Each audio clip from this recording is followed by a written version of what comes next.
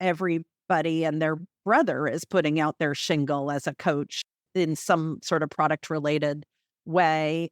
And you've got generative AI offering advice. So now I feel like it's very crowded. For me, that means even more getting clear about who do I think I can best help. One of the things that a lot of the clients that I work with value is they feel very isolated in their companies. Like there aren't a lot of people at their companies that they can be vulnerable. And like, I'm not really sure what to do here. You have to portray a lot of confidence as a product leader in a role that hasn't existed very long. And there's a lot of organizational context that you need to unpack to diagnose and make decisions. So I think maybe that's something that generative AI can't quite do yet, is like really help you diagnose your own situation, people, team, leadership, culture. Welcome to the Unlearn Podcast, where host Barry O'Reilly seeks to synthesize the superpowers of extraordinary individuals to think big, start small, and learn fast. Here's your host, Barry O'Reilly. Welcome to the Unlearn Podcast. On this show, I'm delighted to be joined by Hope Gurion, founder of Fearless Product, where she helps and advises product leaders and teams on product management best practices. Now, Hope has a fascinating career. She was involved in the internet from the various early stages, from working with Discovery and AOL, really in the formation of the internet and how we might build and use products. After that, she got to spend time at Jobster and CareerBuilder, and also Beachbody, where everybody, I'm sure, had to go with doing insanity. Today, she now helps product leaders with Fearless Product and also hosts her own fantastic podcast that I highly recommend you listen to. But before we understand more about what she's doing today, let's go back to the earliest days of her own career and how she got started at the earliest stages of the internet. When I was at AOL, so this is years ago, I had been in, it was called the Business Affairs Group, doing contract negotiations. And I worked with a number of companies who were creating their first digital experiences on the internet in the form of AOL proprietary programming languages, and negotiating these contracts really tooth and nail to get the very best terms for AOL anyway. And then when it got sort of handed over the wall for the implementation, nobody paid attention to the contract. They did whatever they wanted, and nobody in our teams read the contract. So I was like, okay, this is pointless. So I'm going to move on to the actual channels part of the business to like really create experiences with a lot of brand name companies that make sense and create value for AOL. At the time, one of the issues for AOL was it was kind of like a pass-through. If you were Nickelodeon and you wanted to make your content available to the AOL audience, there would be like kind of sort of something on AOL, but pretty much you're being passed right through to the Nickelodeon web experience. So how does that create a sustainable value prop? Like it was internet on training wheels, right? Like that was sort of the reputation for AOL. So that made me a little crazy. I wasn't in a very powerful position at AOL, so there's only so much I could do. But anyway, I ended up going into what were called the verticals. One of the verticals that I was responsible for was AOL Shopping. And so AOL Shopping, Best Buy, and like, I can't even remember all the different Macy's, all these different retailers were in the shopping experience. I worked with a woman, Gina DeAndrea. She was amazing. She was like my sales partner, and I was like the product person. And we were trying to figure out how do we create an experience that companies are willing to pay for and create some reason for people to go shopping on AOL, right? Like, why would you go shopping on AOL? Like, you could Google Macy's, you could Google Best Buy, whatever. That challenge of having to like really think through what's the value proposition? How are we going to create an experience that makes sense for the retailer, makes sense for the consumer, and makes sense for AOL's business model, like was something that was a fun challenge to work on. I could tell you more about that, but one of the other moments that I remember was having to communicate with the designers and engineers at AOL about how we were creating this. And it was actually the design lead, I won't name him because I still have hard feelings, who insisted on a PRD. I kid you not, insisted on a PRD. And I can remember writing down all the words, a million things, handing over the PRD. And then however many months later, I was seeing the first designs and like what was coming through. And I was like, but this is not at all what I described. And I had gone into great care to make sure there was like the value proposition for the consumer and like what was the way the brands were differentiated and why was it going to be compelling. And when I pointed out, like, but this has nothing to do with the PRD, the very same document that you insisted on me creating, there was a real uncomfortable and like loss of trust in that relationship. And it taught me so much about co-creation. Like I was co-creating with my head of sales very, very Right. well, but I Right. wasn't co-creating very well with the head of design. And my engineering partner at the time was the one who was paying attention to what I was saying, but the designers, in this case, they wanted a lot of white space and they wanted the brands to only submit images in a certain way and to showcase their products in a certain way. It just made me crazy because I was like, these are the things that are going to bring money, bring differentiation, and very little of it has to do with the designs of how you want these brands' products to be presented. And so it was just like a learning moment for me in terms of, do you really have shared vision?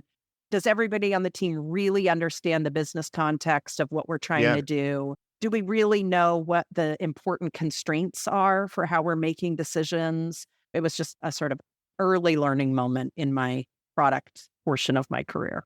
Just to paint the picture, right? This is a fascinating time in just tech anyway. You're talking like early 2000s where even the internet is sort of finding its feet in some respects. Yeah. AOL obviously being one of the main companies helping to shape that.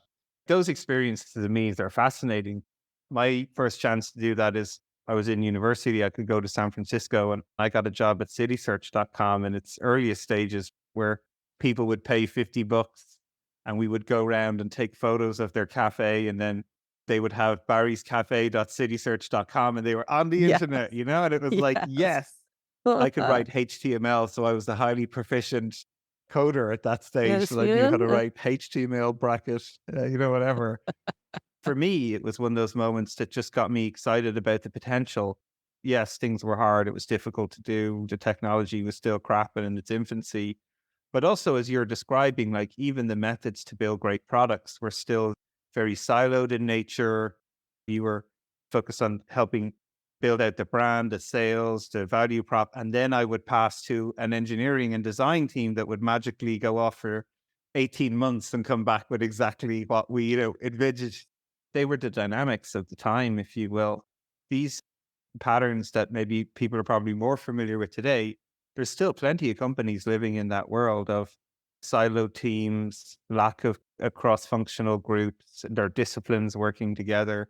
So you've sort of seen all of that in an exciting way. What's even more fascinating to me is that, as you said, we started in AOL in much more focused around building the brands, the go-to-market, doing contract negotiations with suppliers. You saw these problems and power to you. You were like, I'm going to actually go be that product person rather than just sort of sign the sales deals and send them over the wall and then go like, what's going on? Went on to become the chief product officer of CareerBuilder, one of the largest, I suppose, sourcing sites that is in North America for sure. At one time. When you were there, of course, when you were there. When I was there. Mm-hmm. Exactly. Yep, we'll talk about that. Mm-hmm. You had that experience as you described with AOL, and then you made this shift. You also started in a business development role as you went into that company and then went on to lead product. So tell us a little bit about some of that transition, just from your own perspective. What led you to move into that domain and then also go from one group of the business into actually leading the product development of it? So that's another funny sort of AOL history story. When I was at AOL, before I did shopping, one of the verticals that I oversaw was jobs and careers. And we switched from Monster as being our anchor tenant, like sole supplier for that vertical, to CareerBuilder. And so I got to know the CareerBuilder team. The CEO, Matt Ferguson, asked me at one point to come out and do a talk at their company about like internet best practices because I worked at AOL. Nice. I mean, this is very early days. We actually had an in-house user research studio, almost like for focus groups, but we were doing usability testing very early on. Like we would sit behind the two-way mirror. Somebody was like going through the experience. And so Everybody I like crying, like the button's over there. Click on the button. We put it over there. So true. So I asked the UX team, I was like, I got to go give this talk about like internet best practices. Do you have any like screenshots or things that we've learned doing the usability testing at AOL? And so I basically copied the slides, created a presentation, went to CareerBuilder, gave this talk, and all of a sudden I'm an expert in internet That's best how practices. easy it is, folks. Yeah, damn right. Great. I love it. There you go. Yeah. Copy the right slides. Anyway, we kept in touch. A couple of years later, he was like, I really think you would like our company. Yeah, I think it would be great if you wanted to come and lead our marketing team. And I was like, no, I was pregnant. I'm like, I'm not going to move to Chicago. My husband working here. Anyway, I turned it down, but he was very persistent and very nice about it. And he said, well, if you're ever not loving what you're doing, give me a call. And so I had gone to a startup in Seattle, and then we can talk about Jason Goldberg and Jobster if you're interested in that train wreck. But anyway, then I was like, Matt, I'm not loving what I'm doing. And I flew out to Chicago, and then he created a role for me. So that's why it was like VP of Business Development. He basically created a role for me because the marketing role had been filled. And I really took my job as business development means looking for ways to increment business at the company, not like doing partnerships. And so he'd given me sort of a random assortment of like the ad sales team and like a nascent team that had like a sort of a niche job site and government relations. I ended up setting up a lobbying group. So I had this mishmash of responsibilities, but the ones that like lit me up were, how can I find ways to grow the business? Like, where are customers spending money? What are the core competencies and assets that we have? How might we be able to like recombine those into potential growth opportunities for the company? That is what led into more product development related initiatives. Over time, as those were being built out, I am proud of the fact that we diversified our revenue from one large product, the job site, and that ended up over time being only 50% of our revenue at a time that we really had diversified our offerings. And so that's how I became chief product officers, because we had built out so many other products and services to have a more diversified portfolio. Yeah, no, it's an amazing story. Even going through that transition yourself, again, this is like 7-8 years ago. The notion of even a chief product officer, I still think is probably in its infancy at that stage. It wasn't necessarily tech companies were starting to realize it wasn't just like sales and engineering, that there was people that had to essentially orchestrate what you might hear in the market to lines of code, to like people using the thing and creating this sort of great virtuous business loop. Tell us a little bit about even what it felt like to become, if you will, like a chief product officer at that stage. Who could you talk to about what you were doing? Who were the people like between Chicago and San Francisco now at this stage? And what were your ways of sanity checking your thinking about what you were doing? Like, you're sort of plotting a path for this very successful company where there's not a lot of road signs even that exist at the time. What were some of the challenges with that, and how did you go about filling the gaps there? I want to say maybe it was around 2012 or something when I was overseeing product. I can't remember if it was VP of product and then it became chief product officer. I can't remember the details. But right around like 2014 or so, Marty Kagan was a big influence. He came and did his sort of, call it the Marty Kagan bitch slap. It was like Everything your company is doing is It's not the way wrong. it should be. It's wrong. It's wrong. But also, here's a path forward. And right around that time, also, I got involved with a group. It was called Creative Good at the time. Now it's called Collaborative Gain that Phil Terry oversees. And it was when I was in those discussions with people who were leading products, they were CTOs or heads of engineering. Mostly it was CPO or ish and CTO ish people from a different set of companies, all trying to navigate the like, how do we get our teams making good decisions? How do we get our peers on the leadership team making good decisions? How do we support our teams for success? And this sort of really fantastic community of people with humility, but also experience and advice. Yeah, yeah. It just changed the game for me in terms of having people that I trusted, could learn from. Eventually, I had things that I could share with them too Yeah, that they yeah. could find value in, not immediately. It was just a huge asset to me as a leader, especially first time that role existed in the company, first time me doing that role early in the days of that role even existing. And I'm still involved in that organization. I moderate the Product Leader Council now. So that was a huge, huge learning experience for me. Yeah, because I think a lot of people, it's kind of topical and top of mind for me at the moment. Some people in my network have been asking a lot about where are places I can go to learn from peers. I'm in this sort of made up role of chief incubation officer in our venture studio, which again is something that is a bit of an emergent sort of space. There's some best practices, but a lot of it is reliant on speaking to people who are doing it and sort of sharing all our mistakes with one another and going, look, don't do this one again. And I've even caught myself numerous times falling into traps like, oh, we forgot to spend and ask the question about who our real customer is for this product, or we've fallen into the trap that we needed to focus on a niche and suddenly we're building this massive monolithic platform that's going to compete with a company that's like Series D funded and 7,000 employees, and we're like two people in a room, you know? All these little moments, the traps you just easily fall into yourself.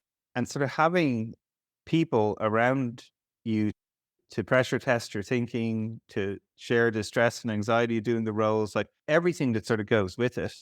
Tell us a little bit about how it's helped you, if you will, and maybe even ways you might recommend for other people who are doing these roles that are often emerging and they're going forward. Because again, you've sort of evolved into now helping people with that as well, which is kind of interesting in its own right. I think there's multiple ways people can learn. They can read books and learn secondhand from people's experiences or watch videos or whatever. There's ways that you can learn by just using your best judgment through trial and error and seeing how it plays out for you. But for me, I felt like the ability to hear firsthand from somebody's experience about a situation that you're encountering that they have navigated, maybe successfully, maybe not so successfully, but both Yeah. have value. There's just a high degree of trust. There's a high degree of believability in what they're sharing, right? Like there's no Yeah. reason for them to not be honest because you're in the space that really values people being authentic and sharing their experiences, whether they have it all figured out or where they don't. And when you can get those different perspectives, the best case scenario is multiple people have experienced something that you're navigating. Like you're setting up your first team structures or you're trying to convince the CEO that maybe the idea that they have is, not worth investing tons of time and effort into. Like lots of different experiences that people can help you navigate. And for me, that was like the perfect combination of how do I get really credible advice, internalize it, and then turn it into action for me. It just accelerated my learning curve. And so that's why I think it's a valuable asset for people who are willing to be vulnerable and participate in a community like that. I think it's awesome. There's so many aspects to this, recognizing that you can't do it all on your own, recognizing that there are actually other communities where you can, as you say, be vulnerable, put the things I don't know out there and have people go, oh yeah, I was there, or yeah, I don't know that either. It is invaluable. But then The other piece, I'm a huge believer in this and focus on having numerous is like coaching and support. And what's again even fascinating with your story is you've had the chance to do these roles. You grew up with the internet in AOL, like you've got to work at Jobster, which is a startup. And as you say, like I'm sure there's loads of war stories from there. CareerBuilder to have this phenomenal success. One of my favorite things that you've been part of is Beachbody. And because I just remember doing Insanity in my living room in London with my wife endlessly to try and remain fit at one stage of my life. But you shifted into this role of then becoming a coach for other people with your Fearless product business and also your fantastic podcast that you do, which are all experience reports often from like product leaders actually answering these difficult questions. So for you, what triggered that shift? And maybe what were some of the things you had to unlearn in a way from being the leader of these companies then to actually helping teams and leaders build these types of systems and structures to improve their product capabilities? What were like the first few months like when you sort of went from an operator to then leveraging a lot of this insight and coaching that you'd been learning from what you were putting yourself through? I didn't know that's what I was going to do. Like many people, right? It wasn't like, oh, as soon as this is done, I'm totally going into coaching. Like that wasn't how it was, right? Yeah.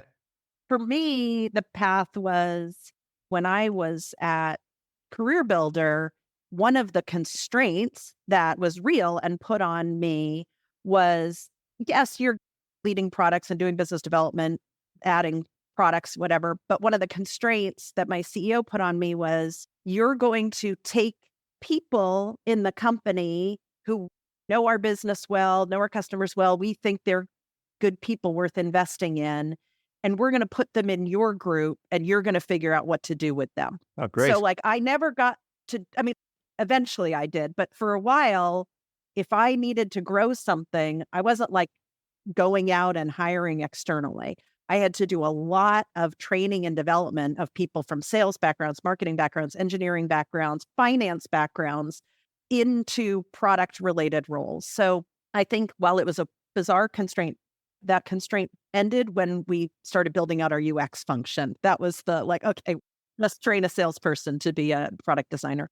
Anyway, to me, helped me realize that there's some roles where I think you can train somebody into it and other types of roles where that's not going to be so easy. But I felt like for product leader roles, I think it is coachable and trainable. I do.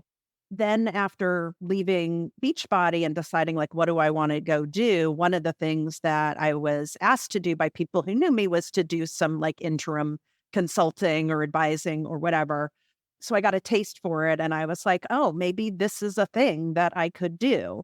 And I had been working with Teresa Torres for a long period of time. And she also was like, well, if you're going to do this independently, then maybe we could do stuff together.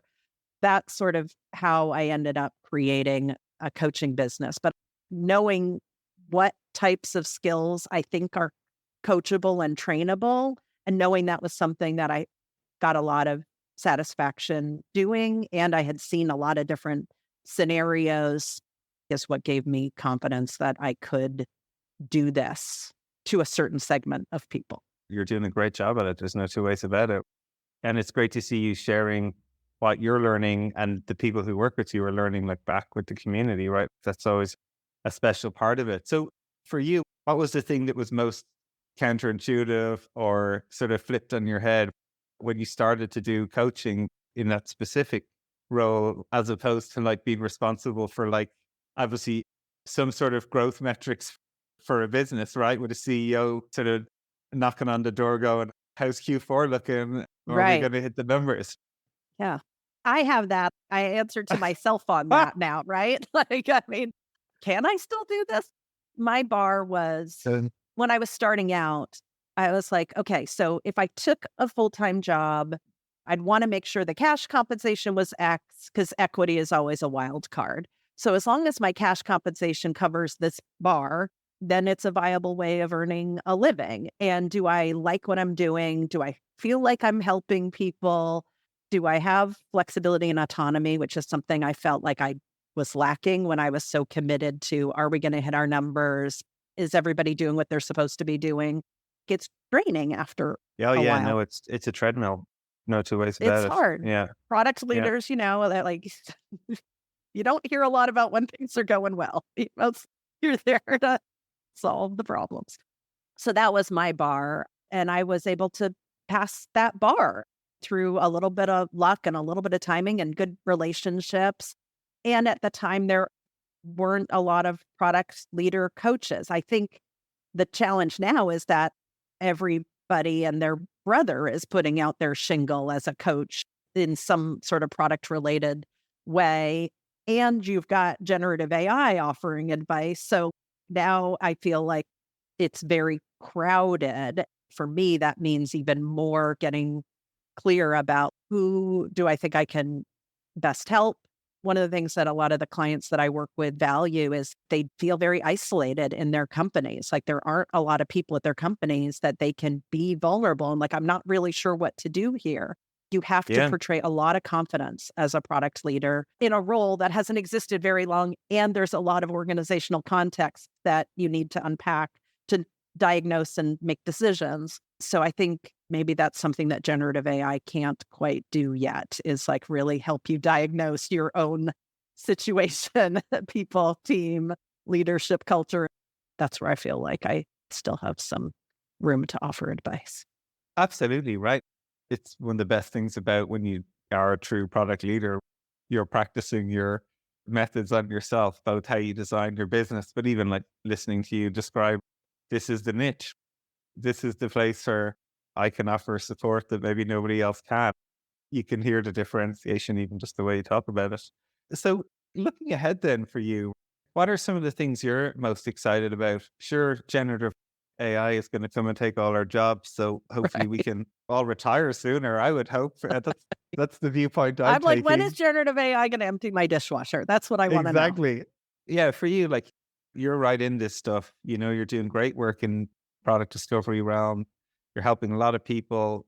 What are some of the things that you're excited about that you're seeing on the horizon? Yeah, I think I'll be excited when this tech session, like the belt loosen a little more, because there's been a whole lot of belt tightening after a whole lot of overspending and exuberance. I think it will kind of level out, hopefully sooner rather than later. Okay. And I think that will get back to more measured decision making. There was let's just throw people at it. Let's just throw money at it. Everything's a good idea. Let's go crazy. And then now there's been like course correction, the pendulum. I've seen this pendulum shift back and forth so many times. At the end of the day, fundamentals are always, who is our customer? What are their alternatives to using the thing we think they should be using? What's our angle in? Why do we think that doesn't work for them? And I think the more people can recognize that, frame their decisions around that, the more alignment, the more forward progression. And that's where I try to help both at the team level and the product leader level get more people operating off the same songbook, because there's lots of opinions to navigate. True that. It's been great to hear some of your opinions today. Just even to follow your journey, it's a fascinating story of twists and turns. It's great to see how you have always sort of followed, if you will, what your intuition is and turned that into great roles. So thank you for sharing that with folks. I highly recommend everybody checks out your podcast. It's a great podcast. Everybody can find you on all good record stores. I'm sure on the internet. We'll put all of them in the show notes. Thank you very much, Hope, for joining us. It's super to talk to you. Thanks, Barry. A lot of fun. Hey, everyone. I hope you enjoyed that show, but I'm even more delighted to share the exciting news. I've recently co-founded a new venture studio named Nobody Studios. Now, Venture Studio is a vehicle for the rapid creation of new companies, from ideation to acceleration and growth. And our purpose at Nobody Studios will be to de-risk pre-seed stage business ideas. We'll do this by minimizing the time, speed, and capital involved in validating truly repeatable and scalable business models before any significant venture investment. We've an audacious goal to start 100 compelling companies over the next 5 years, and who knows how many beyond that. So if you're interested in radically changing the way work is done, how products are created, companies built and funded, even democratizing the wealth creation and how returns are distributed, this could be the business for you. We're looking for talent, capital, and influence. If you wish to contribute any or all of these, just get in touch. You can follow us on nobodystudios.com, on our LinkedIn page, all the social media accounts, or simply my newsletters and what I'm sharing. We'll be launching a truly innovative crowdfunding campaign, and I'd be honored if you'd be willing to join us on this journey and become a nobody yourself.